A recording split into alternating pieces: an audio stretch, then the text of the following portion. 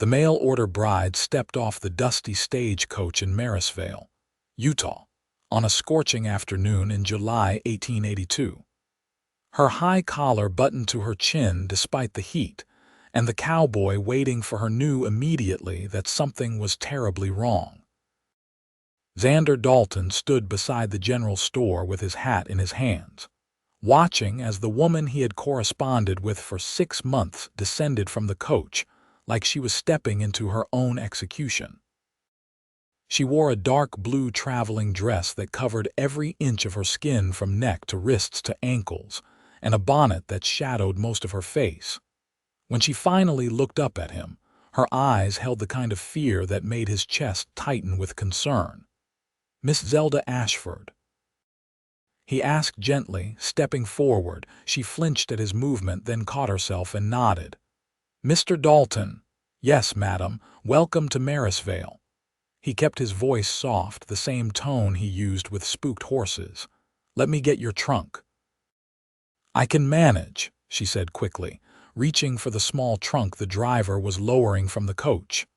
"I am sure you can, but I would like to help." Xander moved slowly, telegraphing his intentions as he took the trunk. It was lighter than he expected. 6 months of correspondence had told him she was from Philadelphia, that she was 22 years old, that she had no family left and wanted a fresh start in the West. Her letters had been thoughtful and kind, with a dry sense of humor that had made him laugh out loud more than once.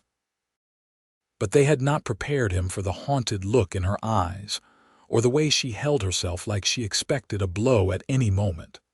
The walk to his ranch was 2 miles outside of town, and he had brought his wagon. Zelda climbed onto the bench seat without assistance, positioning herself as far from him as possible. Xander did not comment, just clicked to the horses and started the journey home. "The town is small but growing," he said, trying to put her at ease. "We have got a general store, a church, a saloon, a telegraph office, and a doctor who comes through once a month. The mining keeps people coming through, but ranching is steadier work." "Your letters mentioned you raise cattle and horses," Zelda said, her voice barely above a whisper. "That is right. Got about 200 head of cattle and a dozen horses at any given time. I break and train them for sale. It is honest work and it keeps me fed." He glanced at her from the corner of his eye. "I know this is not what you are used to. Philadelphia is a big city. This is going to be different." "Different is what I need," she said, and there was something fierce in her tone that made him look at her more closely. The afternoon sun caught her face as she turned, and he saw the edge of something along her jawline, a mark that disappeared under her collar. She noticed him looking and immediately turned away, her hand flying up to make sure her collar was secure. They rode in silence for a while, the wagon wheels crunching over the red dirt road. The landscape around Marysvale was beautiful in a stark way, with red rock formations rising in the distance and scrub brush dotting the valley floor. The Sevier River wound through the land, providing the water that made ranching possible in this part of Utah territory. "I want to be clear about our arrangement," Xander said as his ranch came into view. "I know we agreed to marry, but I am not going to rush you into anything. You can have your own room until you are comfortable. I am not the kind of man who demands his rights just because of a contract." Zelda's head snapped toward him, surprise evident in her expression. "That is very kind of you. It is just decent," he corrected. "I want a partner, Miss Ashford, not a servant or a possession. I hope that is what you want too." Her eyes filled with tears, but she blinked them back rapidly. "Yes, that is what I want." The ranch house was modest but well built, a sturdy wood frame structure with a wide porch and a barn beyond. Xander had spent the last 2 weeks cleaning and making repairs, wanting everything to be nice for his bride's arrival. He had even bought real curtains from the general store, replacing the old blankets he had been using. He helped her down from the wagon, careful not to touch her more than necessary, and carried her trunk inside. The main room served as kitchen and living area, with a stone fireplace on one wall and a table with 4 chairs. 2 doors led to the bedrooms, and Xander had prepared the larger one for Zelda. "This is your room," he said, pushing open the door. "I will be in the other one. The pump is out back and the privy is behind the barn. I know it is not fancy." "It is perfect," Zelda said, and she sounded like she meant it. She walked into the room slowly, taking in the iron bed frame with its simple quilt, the washstand with a porcelain basin, the small dresser, and the window that looked out toward the mountains. "Thank you, Mr. Dalton." "Xander, please, we are to be married after all." She turned to face him, her hands clasped tightly in front of her. "When?" "I thought we could go into town on Sunday. The preacher holds services in the morning and he could marry us after. But like I said, there is no rush if you need more time to settle in." "Sunday is fine," she said quickly. "I would rather have it done." The phrasing struck him as odd, but he nodded. "Sunday it is then. Are you hungry? I have got stew from last night I can warm up." Over dinner, they made awkward conversation. Xander told her about the ranch, about his plans to expand the horse training operation, about the neighbors scattered across the valley. Zelda listened but volunteered little about herself beyond what she had already written in her letters. She ate sparingly, and Xander noticed she kept tugging at her collar and cuffs as if making sure they stayed in place. That night, lying in his own bed and listening to the sounds of someone else moving around in his house, Xander thought about the woman who had agreed to marry him. Something had happened to her, something bad. The scars he had glimpsed, the fear in her eyes, the way she held herself apart from the world, all of it spoke of trauma. He had known his share of broken things, had spent years learning to gentle wild horses and heal injured cattle. Maybe he could help heal Zelda Ashford too. The next 3 days passed in a strange domestic dance. Zelda proved to be an excellent cook and immediately took over the kitchen, creating meals that were far superior to Xander's simple fare. She cleaned and organized with a quiet efficiency, transforming the ranch house into something that felt like a real home. But she never removed her long sleeves or high collars, even when the summer heat made the house sweltering. She never let Xander get too close, always maintaining a careful distance between them. Xander went about his work, tending the cattle and working with a young gelding he was training. He made sure to keep Zelda informed of his whereabouts, to make noise when he entered the house, to move slowly and predictably. He had learned these techniques with horses, but they seemed to work with his frightened bride as well. On Saturday evening, he found her on the porch watching the sunset paint the sky in shades of orange and purple. He sat down on the steps, careful to leave several feet between them. "Beautiful, is it not?" he said. "Yes, I have never seen skies like this." In Philadelphia, there were too many buildings. "Do you miss it?" She was quiet for a long moment. "No, there is nothing there for me anymore." "Your letters said your parents passed. I am sorry for your loss. Thank you." Her voice was tight. "My mother died when I was 16. My father followed 2 years later. That must have been hard, being on your own so young." "I was not on my own." The words came out bitter. "I had an uncle who took me in. He said family was important, that he would take care of me." Xander waited, sensing there was more. "He did take care of me in his way.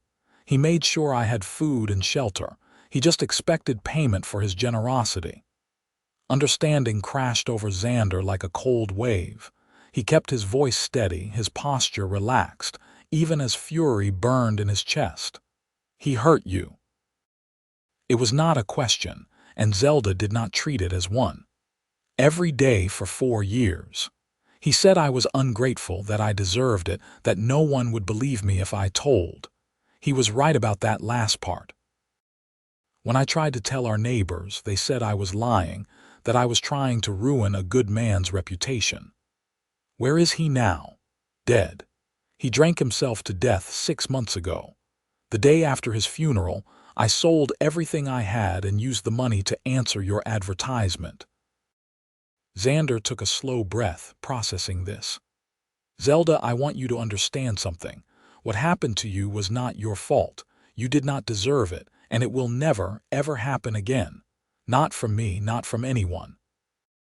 She turned to look at him, and in the fading light he could see tears streaming down her face.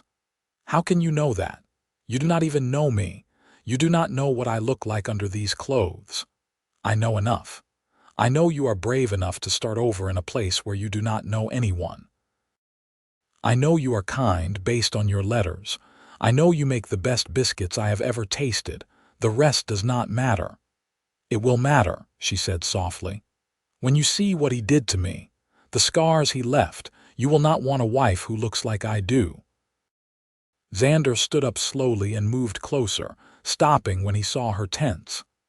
"May I sit beside you?" She nodded hesitantly, and he sat down on the porch, close enough that their shoulders were inches apart. "When I was 19, I worked on a ranch in Wyoming," he said. "There was a mare there, a beautiful Palomino, but she had been abused by her previous owner, beaten and mistreated. When the rancher bought her at auction, everyone said she was too damaged, that he should just put her down. But he worked with her, patient and slow. It took months, but eventually she learned to trust again. She went on to be one of the best horses that ranch ever had. She was not damaged goods, Zelda. She was a survivor. I am not a horse. No, you are not. You are a woman who has survived something terrible, but the principle is the same. You are not broken, no matter what scars you carry. You are here, you are alive, you are building a new life. That takes incredible strength." She wiped at her eyes with the back of her hand. "What if I cannot be a proper wife to you? What if I cannot bear to be touched?" "Then we will figure it out together. There is no rush, Zelda. I mean what I said about being partners. We will take things at whatever pace you need." "Why are you being so kind to me?" "Because kindness is not something you should have to question. It should be the baseline of how people treat each other." He looked out at the darkening sky. "And because I have seen enough cruelty in this world, I would rather add to the good." They sat in silence as the stars began to appear, and for the first time since she had arrived, Xander felt Zelda start to relax beside him. Sunday morning dawned clear and hot. Zelda emerged from her room wearing a simple gray dress, still buttoned to the chin and wrists despite the heat. Xander wore his best shirt and vest, his hair slicked back with water. They rode into town in the wagon, neither speaking much, both lost in their own thoughts. The church was a small wooden building that also served as the schoolhouse during the week. About 30 people gathered there on Sundays, most of the ranching families from the valley. As Xander helped Zelda down from the wagon, he saw the curious looks, the whispers behind hands. A mail-order bride was always a source of gossip.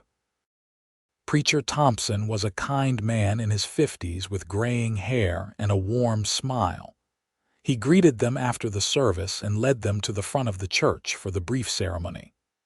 2 townspeople served as witnesses, the general store owner and his wife. "Do you, Xander Dalton, take this woman to be your lawfully wedded wife, to have and to hold from this day forward, for better or worse, for richer or poorer, in sickness and in health, until death do you part?" "I do," Xander said clearly, looking at Zelda with steady eyes. "And do you, Zelda Ashford, take this man to be your lawfully wedded husband, to have and to hold from this day forward, for better or worse, for richer or poorer, in sickness and in health, until death do you part?" Zelda's voice was barely a whisper, but her answer was firm. "I do." "Then by the power vested in me by the territory of Utah, I now pronounce you husband and wife. You may kiss your bride." Xander leaned forward slowly, giving Zelda every opportunity to pull away. He pressed a gentle kiss to her forehead, nothing more. He felt her trembling and squeezed her hand briefly before releasing it. They signed the marriage certificate, accepted congratulations from the preacher and witnesses, and headed back to the ranch. Zelda was quiet on the drive home, twisting her new wedding ring around her finger. It was a simple silver band, all Xander had been able to afford, but she had smiled when he slipped it on her finger during the ceremony.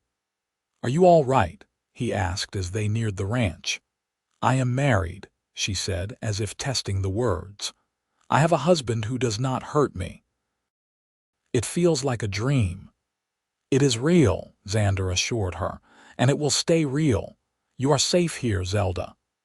That evening, Zelda cooked a special dinner to mark the occasion, roasting a chicken and making fresh bread.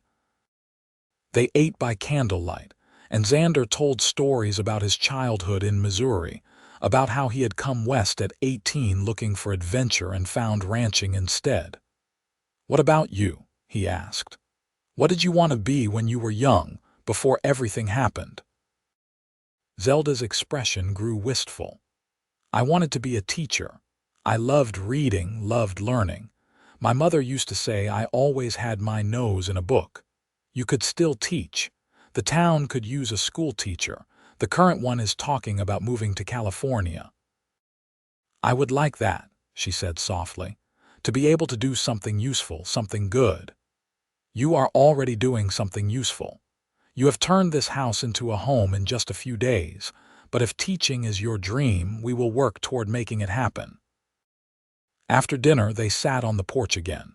It was becoming their routine, this quiet time watching the stars emerge.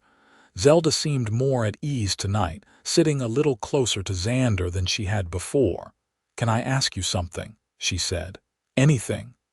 Why did you want a mail-order bride? You are a good man with your own land. You could have courted someone local." Xander considered his answer carefully.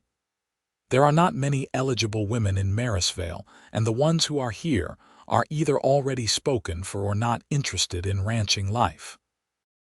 I am 30 years old and I was tired of being alone.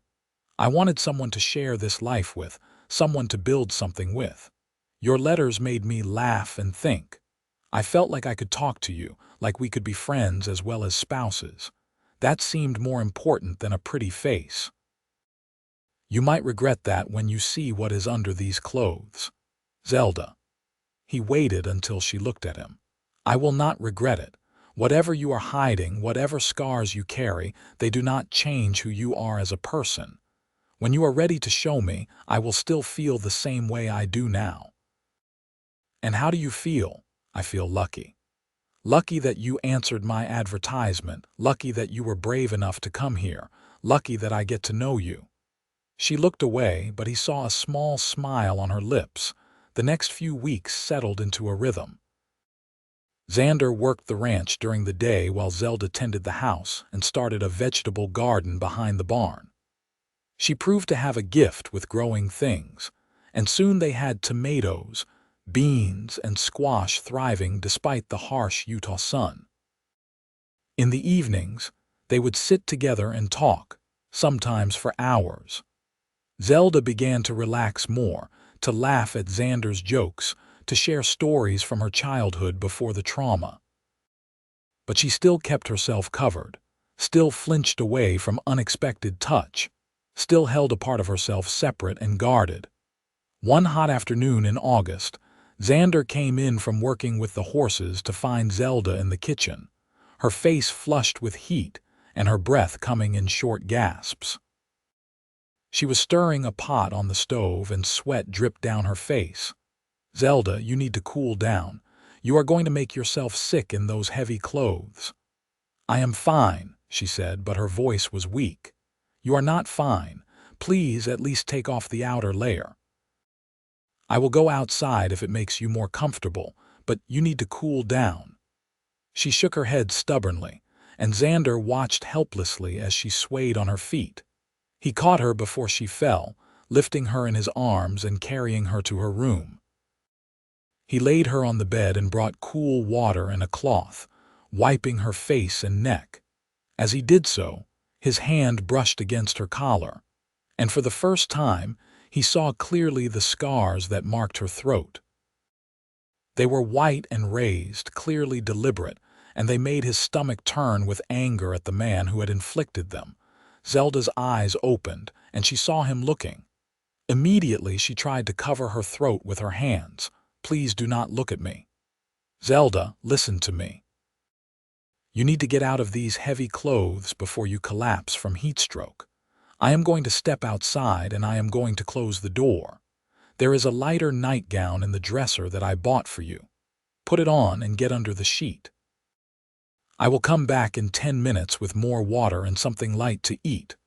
"All right," she nodded, still trying to hide her neck, and Xander left the room. He stood on the porch, breathing hard, trying to control the rage that filled him. The man who had done this to her was already dead, but Xander wished he could have 5 minutes with him anyway. When he returned to her room, Zelda was under the sheet, wearing the light cotton nightgown. Her arms were under the covers, hidden from view. He set down the water and a plate of bread and cheese. "Thank you," she whispered. "You are welcome. I will leave you to rest. Call if you need anything." "Xander, wait." She looked at him with tears in her eyes. "You saw. I saw some. It does not change anything." "How can you say that?" "You saw what he did to my throat. That is only part of it. There are scars on my arms, my back, my legs. He used a knife, said he was marking me so no one else would ever want me. He was right. I am marked, damaged, ruined." Xander moved closer to the bed, his movements slow and careful. "May I sit down?" She nodded, and he sat on the edge of the bed, careful not to crowd her. "You are not ruined," he said firmly. "You are scarred. There is a difference. Scars mean you survived something. They are proof of your strength, not your weakness. They are ugly. I am ugly. You are beautiful. I have thought so since the moment I saw you step off that stagecoach, even though I could barely see your face under that bonnet.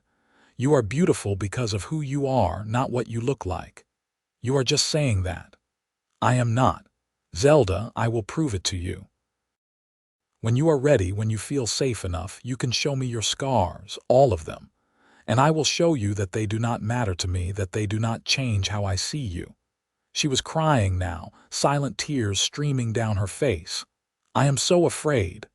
"I know. But you do not have to be afraid of me. I promise you that."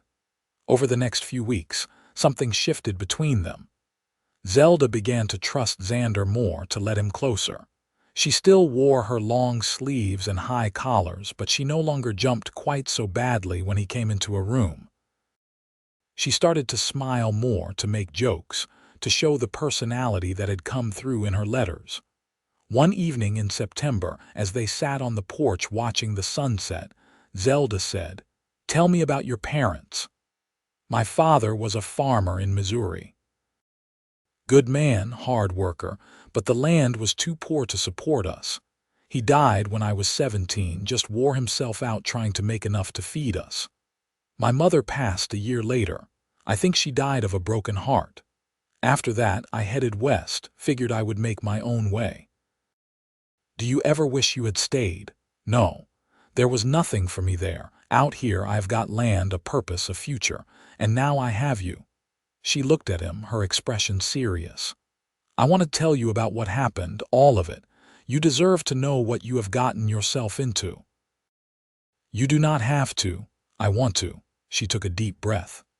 "After my father died, I had nowhere to go. My uncle said I could live with him, that he would take care of me. At first it was fine. He was strict but not cruel. Then one night, about 3 months after I moved in, he came into my room drunk. He said I owed him for his kindness, that I needed to show my gratitude. I fought him off that first time, but it made him angry. The next night, he came back with a knife." Xander's hands clenched into fists, but he kept his voice calm. "You do not have to continue if it is too hard. I need to. I need you to understand." She pulled her sleeves up slowly, revealing the scars that covered her forearms. They were thin, white lines, dozens of them, crisscrossing her skin in a horrible pattern. He would cut me when I resisted, when I cried, when I did anything he did not like. He said he was teaching me a lesson. After a while, I stopped fighting. It was easier that way. But he kept cutting me anyway, said he liked the way I looked with his marks on me. Xander reached out slowly, telegraphing his movement, and gently took her hand. She tensed, but did not pull away.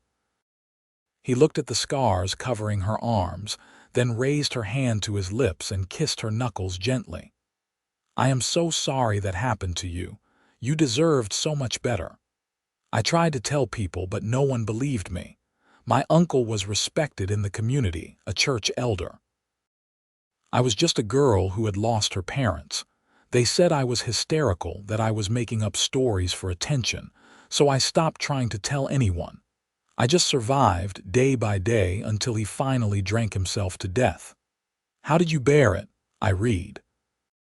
I would escape into books, into stories where good people won and bad people lost. It was the only thing that kept me sane. And I made myself a promise that if I ever got free, I would go somewhere he could never reach me, even in memory. That is why I came here. I needed to be as far from Philadelphia as I could get. Xander kept holding her hand, his thumb tracing gentle circles on her palm.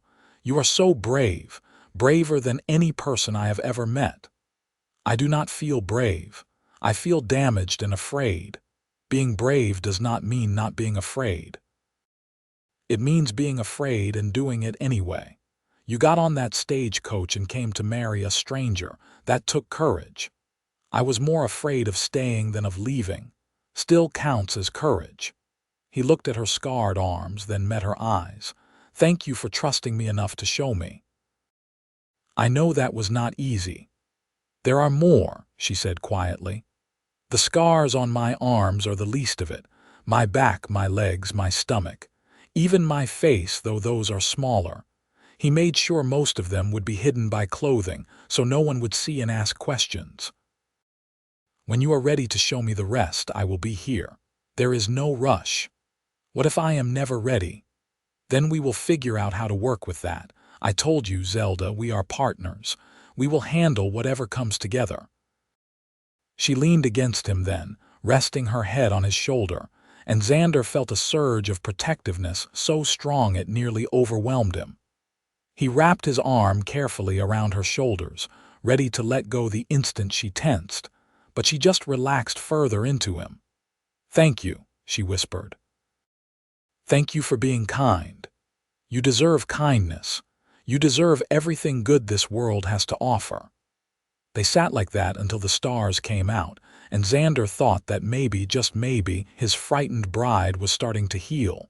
The autumn brought cooler weather, and with it, more changes. Zelda started wearing lighter clothes around the house, though still with long sleeves and high collars. She laughed more easily now, teased Xander when he came in covered in dust from working with the horses. They fell into an easy companionship, more like close friends than the awkward strangers they had been. In October, the town held a harvest dance at the church. Xander asked Zelda if she wanted to go, and she surprised him by saying yes. She wore her best dress, dark green with a high collar and long sleeves, and Xander wore his suit. They arrived at the church to find it decorated with autumn leaves and lit by dozens of candles. Music came from a fiddle and a guitar, played by two miners who knew how to make the instruments sing. "Would you like to dance?" Xander asked. Zelda looked at the couples swirling around the floor, and for a moment longing crossed her face. Then she shook her head. "I cannot. Too many people. What if we danced out here on the porch? No one around but us and the stars." She looked at him in surprise, then nodded. "I would like that." They stepped out onto the church porch, and Xander took her hand carefully, placing his other hand gently on her waist. Even through the layers of fabric, he felt her tense, but she did not pull away. They swayed to the music drifting out from inside, moving slowly in the moonlight. "When I was a girl, my father used to dance with me in our parlor," Zelda said softly. "He said every woman should know how to waltz. I had forgotten how nice it felt." "Your father sounds like he was a good man." "He was. He would have hated what happened to me. He would have protected me if he had been alive." "I am sure he would have. And I think he would be glad you found your way here, that you are safe now." "Do you really think I am safe? What if my uncle is not the only monster in the world?" "What if there are more?" "There probably are," Xander said honestly. "But there are also good people. More good than bad, I think. And I promise you, as long as I am breathing, no one will hurt you again." "That is a big promise. It is one I intend to keep." They danced until the music stopped, then went back inside for refreshments. Several townspeople approached to greet them, and Xander noticed how Zelda stayed close to his side, using him as a shield against the world. He did not mind. If he could make her feel safe, he would stand between her and anything that threatened her. One November morning, Xander woke to find frost on the ground and Zelda already up, cooking breakfast. The smell of bacon and coffee filled the house, and he smiled as he pulled on his boots. "Good morning," he called, heading into the kitchen. "Good morning. I made extra biscuits. I know you have got a full day planned with those new horses. You spoil me with your cooking." He poured himself coffee and sat at the table, watching her move around the kitchen. "Zelda, can I ask you something?" "Of course." "Are you happy here?" She turned to look at him, surprise evident on her face. "Why would you ask that?" "Because I want to make sure. I want you to be happy, not just safe. There is a difference." She was quiet for a moment, considering. "I am happier than I have been in years, maybe happier than I have ever been. I have a home, meaningful work, a husband who treats me with kindness and respect. Yes, Xander, I am happy." "Good. That makes me happy too. Can I ask you something? Do you ever regret marrying me?" "I know I am not the wife you probably hoped for. I cannot share your bed, cannot bear children, cannot be a proper wife in many ways." Xander stood up and crossed to her, moving slowly so she could track his movement. "I do not regret it for a single second. You are exactly the wife I hoped for. You make this house a home, you make me laugh, you challenge me to be better. The physical side of marriage that will come when you are ready, or maybe it will not and we will find other ways to be close. Either way, I chose you, and I would choose you again." Tears filled her eyes. "How can you be so patient?" "Because you are worth being patient for, and because I am starting to realize something." "What?" "I am falling in love with you." The words hung in the air between them, and Zelda's eyes widened. "You are." "I am." "I know that was not part of our agreement, but I cannot help how I feel. You do not have to say it back. I just wanted you to know." She reached out tentatively and touched his face, her scarred hand gentle against his cheek. "I think I am falling in love with you too. That terrifies me." "Why?" "Because everyone I have ever loved has either died or hurt me. What if I lose you too?" "You will not lose me. I am not going anywhere." He covered her hand with his own. "We are in this together, remember, partners." "Partners," she echoed, and she smiled through her tears. Winter came to Marysvale with cold winds and occasional snow. Xander taught Zelda to ride so she could help him check on the cattle when needed. She proved to be a natural, fearless on horseback in a way she was not on foot. He loved watching her ride, seeing the joy on her face as she galloped across the valley on Christmas Eve. They exchanged simple gifts. Xander gave Zelda a set of books he had ordered from Salt Lake City, including several novels she had mentioned wanting to read. She gave him a new pair of work gloves she had sewn herself, sturdy leather lined with soft wool. "These are beautiful," he said, trying them on. "Where did you learn to sew like this?" "My mother taught me before she died. I used to make all my own clothes." "You are incredibly talented." They spent the evening reading by the fire, and at some point, Zelda moved closer to him on the sofa until she was leaning against his side. Xander wrapped his arm around her, and they stayed like that until the fire burned down to embers. The new year of 1883 brought changes. The school teacher who had been talking about leaving finally did, and the town council approached Zelda about taking over the position. She was nervous but excited, and Xander encouraged her to accept. "This is your dream," he said. "You should go for it. What if I am not good enough? You will be wonderful. Those children are lucky to have you." Zelda started teaching in February, and she came alive in a way Xander had never seen before. She would come home full of stories about her students, about the lessons they were learning, about the progress they were making. Teaching gave her purpose beyond survival, and Xander loved seeing her blossom. One evening in March, after a particularly good day at school, Zelda came home glowing with happiness. She cooked dinner while telling Xander about how one of her students had finally learned to read a full page without help. "You are amazing with those children," Xander said. "You were born to be a teacher. I love it. I love helping them learn, seeing their faces when they finally understand something. It makes me feel like I am doing something that matters." You are. You are shaping young minds, giving them tools to build better lives. That matters more than almost anything. After dinner, they sat on the porch despite the cool evening air. Spring was coming to the valley and the first wildflowers were starting to bloom in the hills. "Xander," Zelda said quietly, "I think I am ready." "Ready for what?" "To show you, all of me, all the scars." His heart began to pound, but he kept his voice calm. "Are you sure?" "There is no rush. I am sure. You have been so patient, so kind. You said you loved me, and I love you too. I want you to see all of me, not just the parts I have been willing to show. I want there to be no secrets between us." "All right. What do you need from me? Just stay here. I am going to go inside and change. Then I will come back out and you can see." She went into the house and Xander sat on the porch, his hands trembling slightly. He did not know what he was about to see, but he knew it would be bad. He knew that whatever scars she carried were going to make him wish her uncle was still alive so Xander could kill him slowly. After several minutes, the door opened.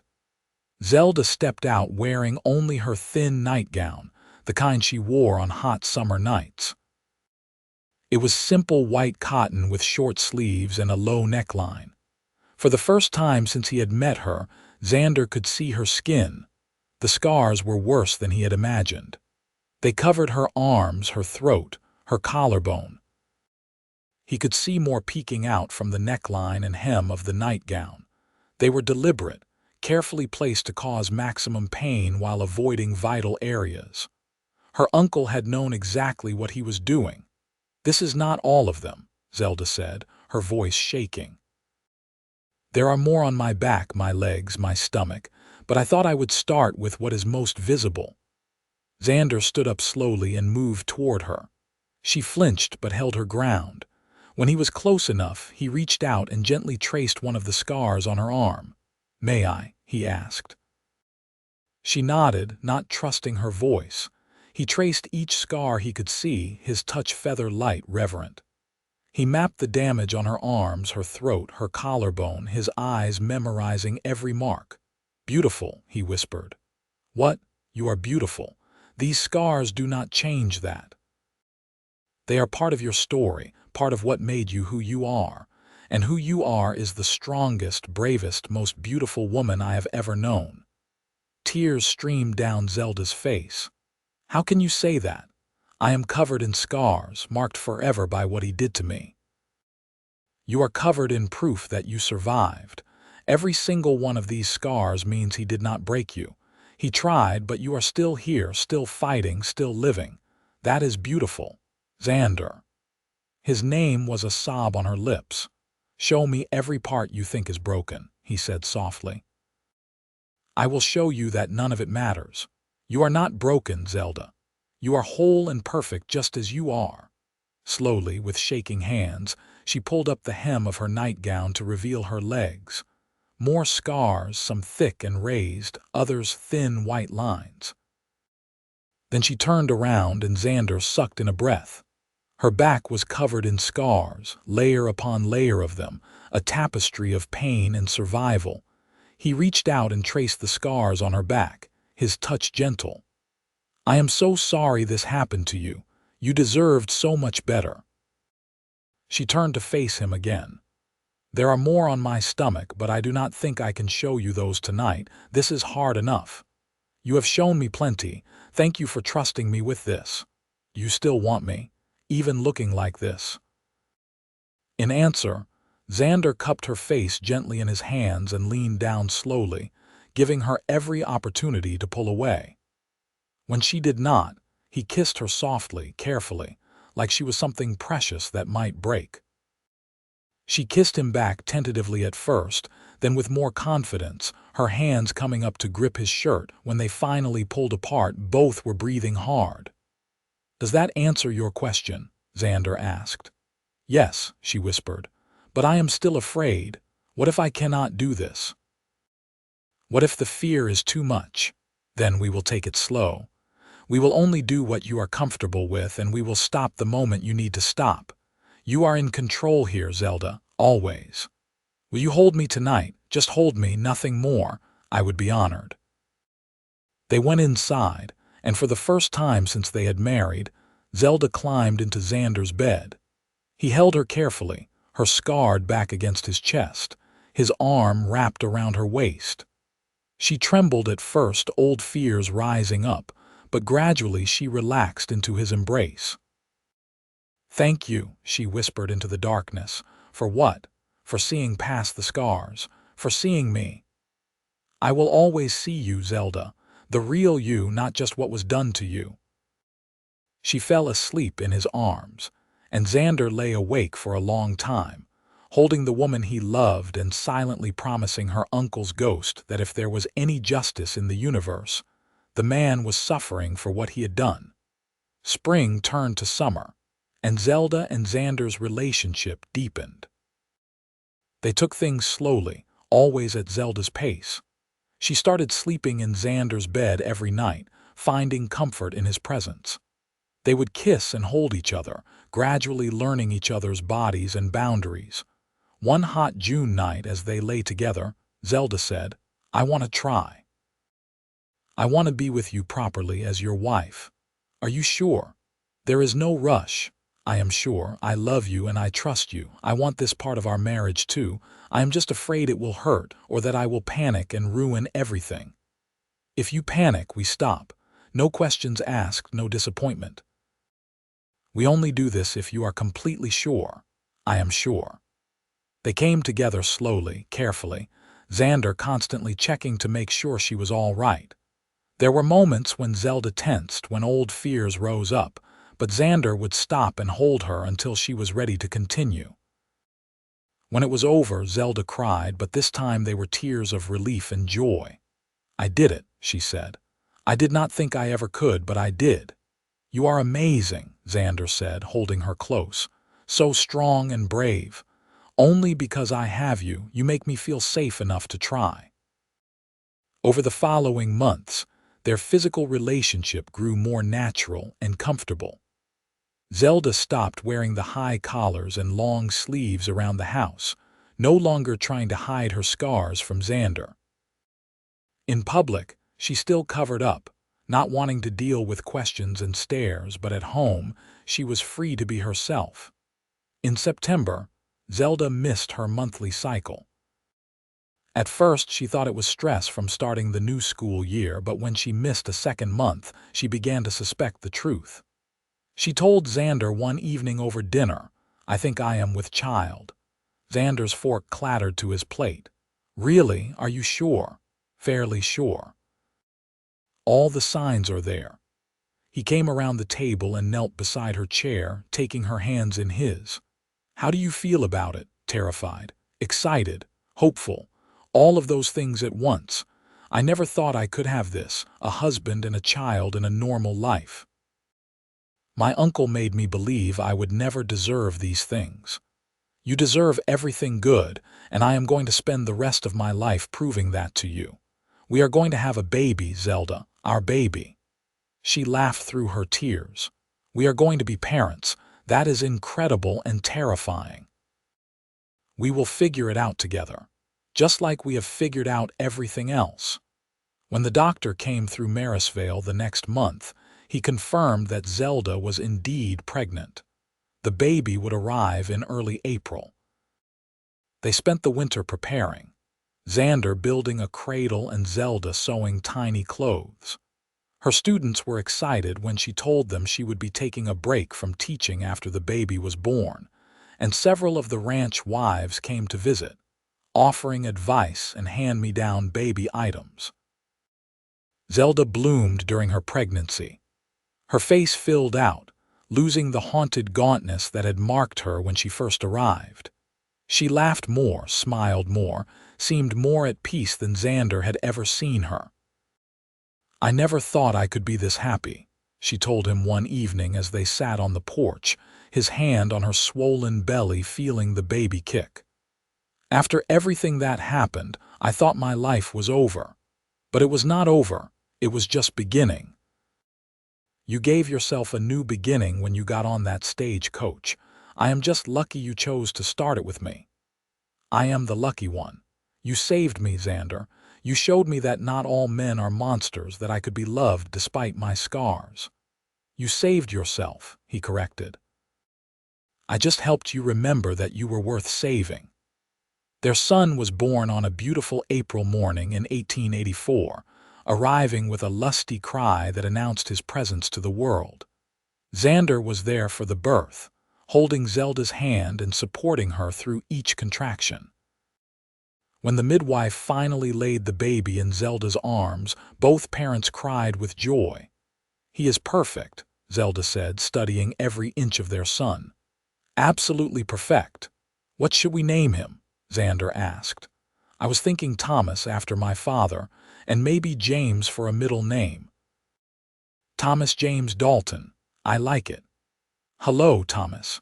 Welcome to the world."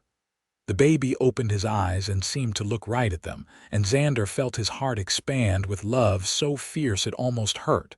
Those first few months with a newborn were exhausting but joyful. Zelda proved to be a natural mother, caring for Thomas with a tenderness that came from knowing what it was like not to be cared for. Xander helped as much as he could, walking the floor with the baby when he was fussy, changing diapers, doing whatever Zelda needed. On a warm June evening when Thomas was 2 months old, they sat on the porch watching the sunset. The baby slept in Zelda's arms and Xander had his arm around her shoulders. "I have been thinking," Zelda said, "about everything that has happened. About how I used to think my scars made me unlovable, that I would never have a normal life." "You were wrong," Xander said softly. "I was. My scars are part of my story, but they are not the whole story. They do not define me. What defines me is what I did after, how I survived, how I found the courage to start over, and how I found you. I found you too. We found each other. You remember what you said to me that first time I showed you my scars? You said to show you every part I thought was broken and you would prove none of it mattered. I remember. You were right. I thought I was broken beyond repair, but I was not broken at all. I was just hurt, and with time and love and patience, those hurts healed. Not the scars on my skin, those will always be there. But the scars on my heart, those are fading. You helped me heal, Xander. You helped yourself heal. You did the hard work. I just loved you while you did it. That was exactly what I needed, to be loved while I learned to love myself again." They sat in comfortable silence, watching the sky turn from gold to purple to deep blue. The ranch stretched out before them, the land they had built a life on. In the distance, cattle grazed peacefully. In the barn, horses nickered softly. And in Zelda's arms, their son slept, dreaming whatever dreams newborns dream. "I want to have more children," Zelda said. Is that all right with you? More than all right. I would love to have a whole house full. Not too many, maybe 3 or 4. Whatever you want. I am happy as long as I have you and our family. Zelda leaned her head against his shoulder. I love you, Xander Dalton. I love our life, our son, our future. I love that you saw past my scars and loved me anyway. Not anyway. I love you because of everything you are, including your scars. They are part of you, and I love every part of you. Thomas stirred in Zelda's arms, making small, sleepy sounds. Xander reached over and gently stroked his son's soft hair, marveling at the miracle of this tiny life they had created. The stars began to appear overhead, the same stars that had witnessed their first awkward conversations, their slow building of trust, their falling in love. Those stars had seen Zelda's fear and Xander's patience, had watched as a frightened bride became a confident wife and mother. As the night deepened, the family went inside, Xander carefully closing the door behind them. The house was full of warmth and light, a true home built on love and trust and second chances. Over the years that followed, that home would grow and change. 2 more children would arrive, a daughter named Grace and another son named Henry. The ranch would expand, the cattle operation growing prosperous. Zelda would return to teaching part-time, sharing her love of learning with new generations of students. Xander would become known as the best horse trainer in that part of Utah. Men coming from miles around to buy his well-trained animals. But through all the changes and growth, one thing remained constant. Every evening, weather permitting, Xander and Zelda would sit on their porch and watch the sunset together. They would talk about their day, about their children, about their dreams and plans. And they would remember where they had started, 2 damaged souls finding healing in each other. Zelda's scars never disappeared, but she stopped hiding them. Around the ranch, she wore what was comfortable, no longer feeling the need to cover every inch of skin. The scars became just another part of her, no more significant than the color of her hair or the sound of her laugh. She had stopped seeing herself as broken, had learned to see herself as Xander saw her, as whole and beautiful and worthy of love. On their 10th wedding anniversary, Xander gave Zelda a portrait of their family that he had commissioned from an artist in Salt Lake City. In it, they stood together on their porch, their 3 children around them, the ranch stretching out behind them. Zelda was painted as she truly was, her scars visible on her arms and throat, but her expression serene and happy. "It is perfect," she said, tears streaming down her face. "This is exactly how I want to remember this time in our lives." "I wanted you to see what I see," Xander said. "A beautiful woman with the courage to rebuild her life, a wonderful mother, an amazing wife. The scars are there because they are part of your story, but they do not dominate it. You dominate it." They hung the portrait over the fireplace, and it became the centerpiece of their home. When their children asked about their mother's scars, Zelda told them the truth in age-appropriate terms. She explained that sometimes bad things happen to good people, but that surviving those bad things makes you stronger. She taught them to be kind to everyone, because you never know what battles someone else is fighting. The years passed, bringing their share of challenges and joys. There were hard winters when the cattle suffered, dry summers when the crops struggled, illnesses and accidents and setbacks. But through it all, Xander and Zelda faced everything together, their partnership as strong as the red rocks that surrounded their valley. Thomas grew into a serious young man who loved working with the cattle. Grace was fiery and independent, with her mother's love of books and her father's gift with horses. Henry was the family clown, always making everyone laugh with his antics and observations.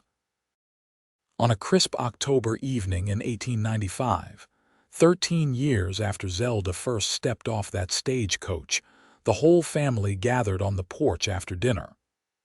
Thomas was 19 now, talking about buying his own piece of land to start his own ranch. Grace was 17, teaching part-time at the school alongside her mother. Henry was 14, still deciding what he wanted to do with his life. "Do you ever regret answering my advertisement?" Xander asked Zelda as they watched their children talk and laugh together. "Never. Not for a single moment. Coming here, marrying you, building this life, it was the best decision I ever made. Even though it was so hard at first, even though you were so afraid, especially because of that. If it had been easy, I would not have appreciated it as much. But working through my fears, learning to trust again, letting you love me, all of that made what we have so much more precious." Xander took her scarred hand in his and raised it to his lips, kissing her knuckles gently. After all these years, the gesture still made her smile.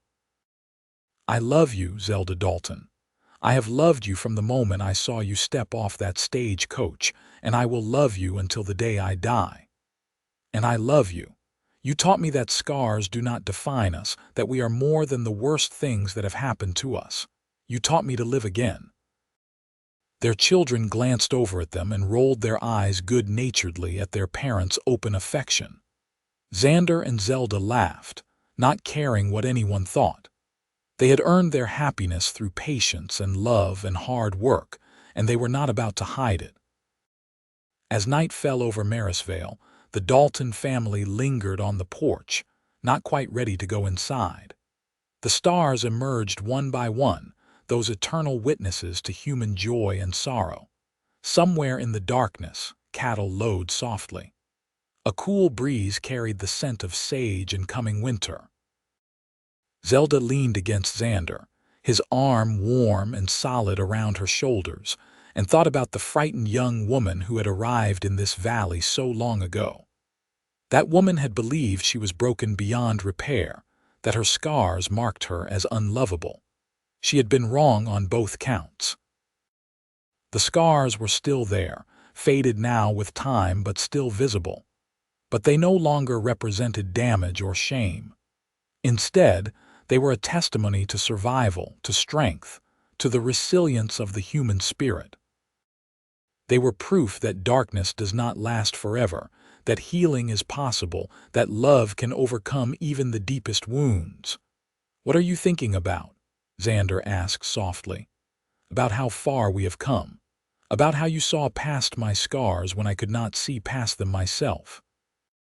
About how you taught me that being broken and being damaged are not the same thing." "You were never broken," he said firmly. "Hurt, yes, scarred, absolutely, but not broken. Broken things cannot be fixed. Hurt things can heal with time and care. You just needed someone to give you that time and care. And you did. You gave me everything I needed to heal: safety, patience, love, respect. You never pushed, never demanded, never made me feel like my fears were unreasonable. You just loved me and let me heal at my own pace. It was not a hardship. Loving you has been the easiest thing I have ever done." Their children had gone inside now, giving their parents privacy for this moment. Zelda turned to face Xander, taking both his hands in hers. "You know what the best part is?" she asked. "What?" "That I am not the only one who healed. You did too. You were lonely, isolated, closed off from real connection, building this life together, raising our children, learning to be truly intimate with another person that healed something in you too." Xander considered this and nodded slowly. "You are right. I did not even realize how lonely I was until you arrived and filled all the empty spaces in my life. We healed each other. We did. And we built something beautiful in the process." They stood together on the porch, two people who had found each other through an advertisement and a mail-order arrangement, who had built a true and lasting love from the most unpromising of beginnings. Behind them was the home they had made together, full of children and laughter and warmth. Around them was the land they had worked together, the ranch they had built into something prosperous and sustainable. Above them were the stars, watching over them as they had every night for the past 13 years. "Thank you," Zelda said softly. "Thank you for telling me to show you every part I thought was broken. Thank you for proving that none of it mattered, that I was worthy of love just as I was. Thank you for giving me a life I never thought I could have. Thank you for being brave enough to show me. Thank you for trusting me with your broken parts and letting me help make you whole. Thank you for choosing me, for loving me, for building this life with me." They kissed then, a long, slow kiss that held 13 years of love and trust and shared history. When they finally pulled apart, both were smiling. "Come on," Xander said, taking her hand. "Let us go inside. I can hear Henry trying to convince his siblings to let him have the last piece of cake."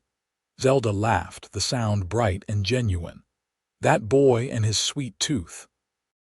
He gets it from you, you know." "I know. And I regret nothing." They walked inside together into the light and warmth and chaos of their family home. The door closed behind them, but through the window, the porch was still visible. Empty now, but holding the memories of countless evenings spent talking and dreaming and falling in love. The frightened bride who had hidden her scars had become a confident woman who wore them openly, understanding at last that they did not define her. The patient cowboy who had asked to see every broken part had proven through years of love and devotion that those parts were not broken at all, just hurt and in need of healing. Together, they had built a life of meaning and purpose, raising children who understood the value of compassion and resilience, running a successful ranch that provided for their family and employed several workers from town, contributing to their community through Zelda's teaching and Xander's reputation for honest dealing. But more than any of those accomplishments, they had created a love story that would be remembered long after they were gone. Their children would tell their own children about the mail-order bride who arrived covered in scars and the cowboy who loved her exactly as she was. They would pass down the story of how patience and kindness can heal even the deepest wounds, how love does not demand perfection, but embraces imperfection with open arms. Years later, when Xander and Zelda were old and gray, they would still sit on that porch every evening, watching the sunset and holding hands. The scars on Zelda's skin would be faded almost to invisibility, lost among the wrinkles and age spots that come to everyone who lives long enough. But the story those scars represented would remain vivid and powerful, a reminder that survival is its own form of victory. Their children would be grown and gone by then, building their own lives and families. Thomas would run a successful ranch of his own, teaching his children the lessons about hard work and integrity he learned from his father. Grace would become a renowned teacher, eventually opening a school for girls in Salt Lake City, where young women could get the education they deserved. Henry would surprise everyone by becoming a veterinarian, using his natural empathy and gentle hands to heal animals the way his father once healed his mother. But all of that was still to come on this October evening in 1895. For now, they were a family in the prime of life, facing an uncertain future with confidence born of love and mutual support. The scars that had once seemed like insurmountable obstacles were now just part of the rich tapestry of their shared history. As Zelda tucked their children into bed that night, she thought about how different her life could have been. She could have stayed in Philadelphia, could have endured her uncle's abuse until it killed her body or her spirit. She could have given up, could have believed the lies he told her about being worthless and unlovable. She could have gotten on that stagecoach and then lost her nerve, turning around and going back to the hell she knew rather than risking the unknown. But she had been brave. She had saved herself, even when she did not believe she was worth saving. And in doing so, she had found not just safety but love, not just survival but a life worth living. When she returned to the main room, Xander was waiting for her, 2 cups of tea in his hands. He passed her one and they settled onto the sofa together, her head on his shoulder, his arm around her waist. "Happy?" he asked. "Incredibly. You, more than I ever thought possible." They sat in comfortable silence, sipping their tea and listening to the house settle around them. Outside, the night was deep and dark, the stars bright in the clear mountain air. Inside, all was warmth and light and peace. "Xander," Zelda said softly. "Yes. Do you remember the first time you kissed me? Really kissed me, not just a peck on the forehead, of course. It was the night you first showed me your scars, the night you trusted me enough to let me see the real you. I was so afraid. I thought once you saw how damaged I was, you would send me away, or at least stop wanting me. I could never stop wanting you. Seeing your scars only made me love you more, because I finally understood how strong you really are. I did not feel strong. I felt weak and broken. Strength is not about never being hurt. It is about getting back up after you have been knocked down. And you did that, Zelda. You got back up over and over until you finally got free. That is real strength." She set down her teacup and turned to face him fully. "I need you to understand something. What you did for me, the patience and kindness you showed, it was not just nice or sweet. It saved my life. I was barely surviving when I got here. I was a shell of a person, going through the motions without really living. You taught me how to live again. You taught me that I deserved love and happiness. You gave me back myself. You give me too much credit. You did the hard work of healing. I just provided a safe place for you to do it.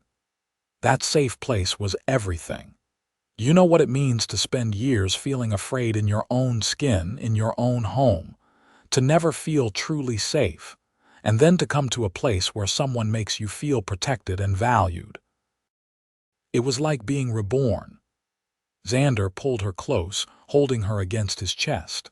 "I am just grateful you chose to answer my advertisement. I am grateful for every day we have had together, for our children, for this life we have built. You are the best thing that ever happened to me. And you are the best thing that ever happened to me.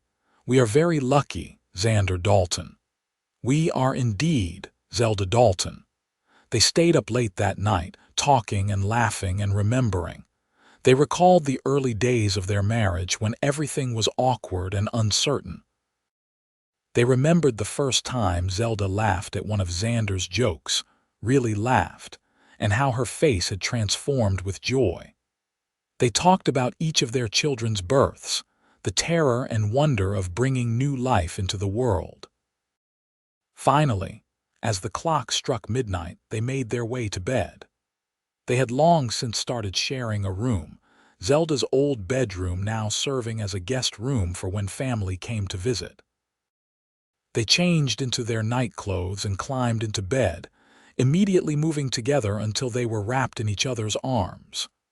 "Good night, my love," Xander whispered, kissing her forehead. "Good night," Zelda replied, already half asleep.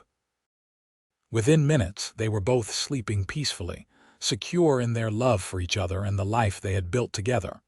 The seasons continued their eternal cycle. Autumn gave way to winter, winter to spring, spring to summer, over and over. The Dalton family grew and thrived, weathering storms both literal and metaphorical with the strength that comes from a solid foundation of love and trust.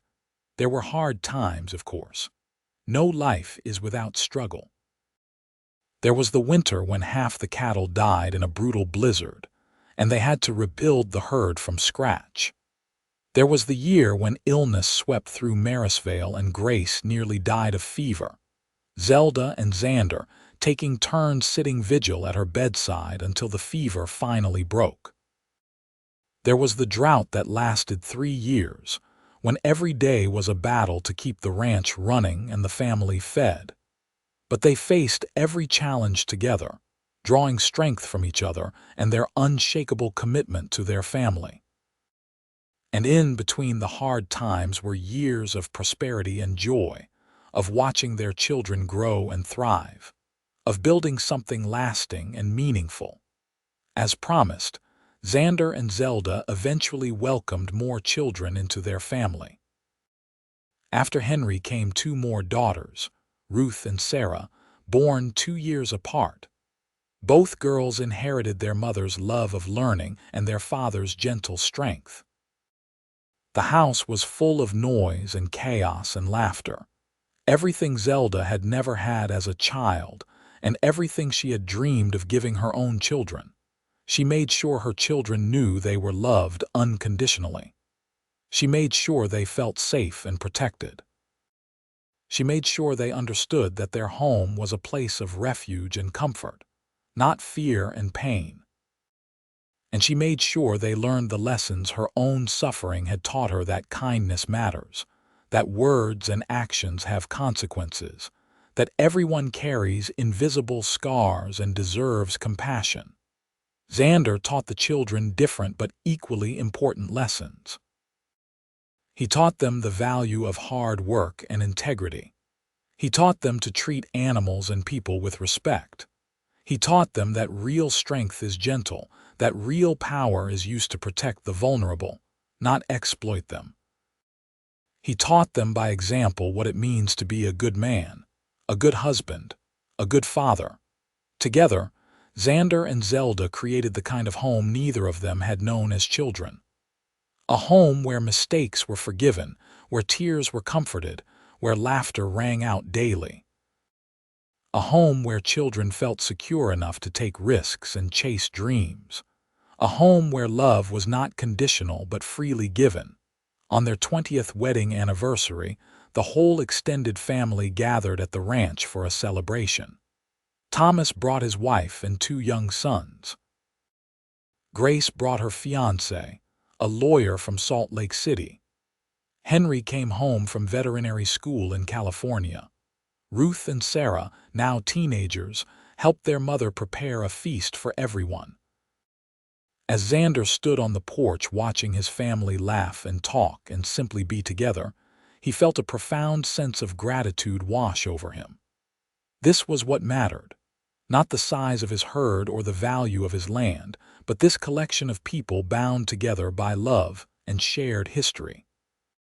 This was the legacy that would outlast him, these children and grandchildren who carried forward the lessons he and Zelda had taught them. Zelda joined him on the porch, slipping her hand into his. Her hair was gray now, and lines creased her face, but to Xander, she was as beautiful as the day she stepped off that stage coach. "What are you thinking about?" she asked. "About how blessed we are. About how none of this would exist if you had not been brave enough to take a chance on a stranger in Utah." "I was not brave. I was desperate, but I am grateful for that desperation now because it brought me here to you, to this life. You remember what you said to me once, years ago, about how your scars were part of your story but not the whole story. I remember. Looking at our family, at everything we have built together, I think your story turned out pretty well." Zelda smiled, her eyes damp with happy tears. "It turned out better than I ever dreamed possible. Because of you. Because of us," Xander corrected. "We did this together." They stood hand in hand, watching their family until Grace called them inside for the anniversary toast.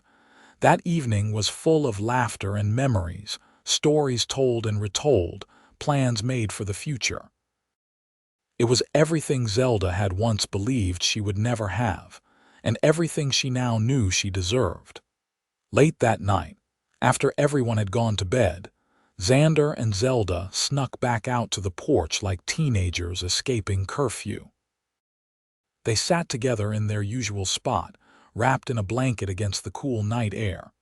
20 years, Zelda marveled. "Sometimes it feels like yesterday that I arrived here, and sometimes it feels like we have always been together." Both are true in a way. Time is strange like that. Do you think we will have 20 more? I hope so. I plan to grow very old with you, Zelda Dalton. I plan to grow very old with you too. They sat in peaceful silence, watching the stars wheel overhead.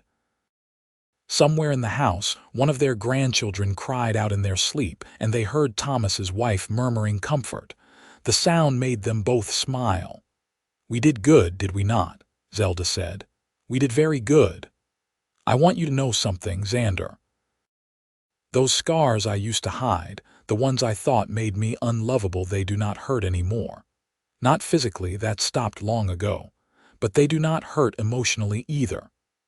When I look at them now, I do not see shame or damage, I see survival. I see the road that led me to you. I see the beginning of my real life.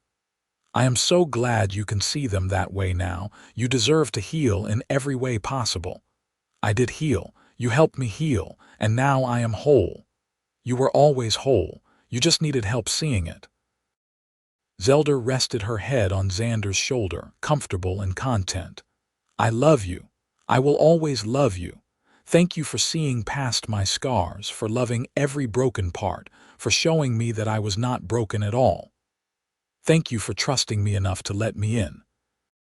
Thank you for being brave enough to show me your scars. Thank you for spending your life with me."